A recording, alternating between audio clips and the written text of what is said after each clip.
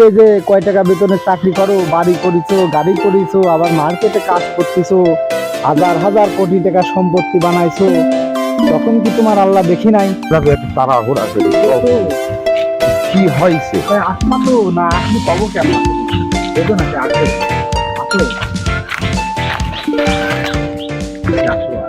ঝোর জঙ্গলে কোন দিকে মাটি করে কি হয়েছে? আরে আসো, ঘরের ভিতরে তো ভালো, কেউ দেখছি না।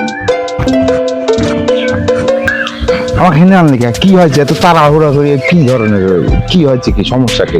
একটু পরে আবার ইফতারের টাইম হয়ে যাবে নি, কি হয়েছে? কি এখনো তারা? শান্ত হও, মেলা দুদিন হাইটে আইসি, বস্তু কি এই আশেপাশে তো কেউ নাই বুঝছাও। ওই আমার কাছে রুটি আর হচ্ছে লাড্ডু আছে, আমরা তো বুঝা রয়েছি, লোকজন দেখি ফেলবেন, তাই ঘরের মধ্যে বেশি খাই বসো। কি তুই কি পাগল হয়েছিস? পাগল হবে? রুটি আর লাড্ডু তুই ঝোরের ভিতরে বসে খাবি, কেউ নাই আশপাশে দেখবি না, আর দেখার লোক নাই, আল্লাহ তো দেখবি নি, তুই কি পাগল হয়েছিস? তাহলে আমার রোজা হবে? আরে বেটা বসো, তুমি বসবা তো, করছে কি শোনো, এই 2-4 কিলোমিটারের ভিতরে কোনো লোক নাই, এই আমি আর তুমি যদি রুটি আর এই লাড্ডু খাই, কেউ দেখছি না, কোনো লোকজন দেখার কোনো সুযোগই নাই। আরে আল্লাহ তো সব দেখে, আল্লাহ তো দেখবে।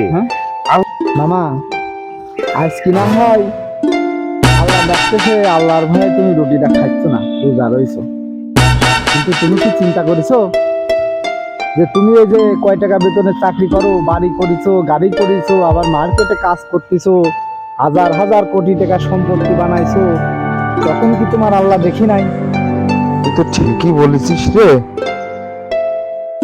এখন বিষয়টা তো এত ভাবি নাই। আল্লাহ তো আসলে সব জায়গায় থাকে, বা হাজির নাজির, সে তো সব জায়গায়।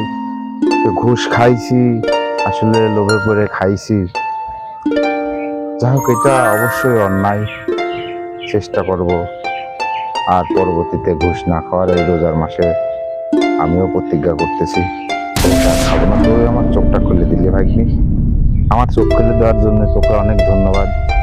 আল্লাহ যেন সবার তৌফিকে রাখে, যেন কেউ হারাম না খায়, ঘুষ সুদ না খায়।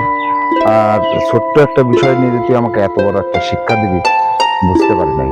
যা হোক, আল্লাহ তোর ভালো করুক, তুই আমাকে আজকে নতুন করে একটা জীবন দেখালি বা একটা পথ দেখালি, তোকে অনেক অনেক ধন্যবাদ ভাই।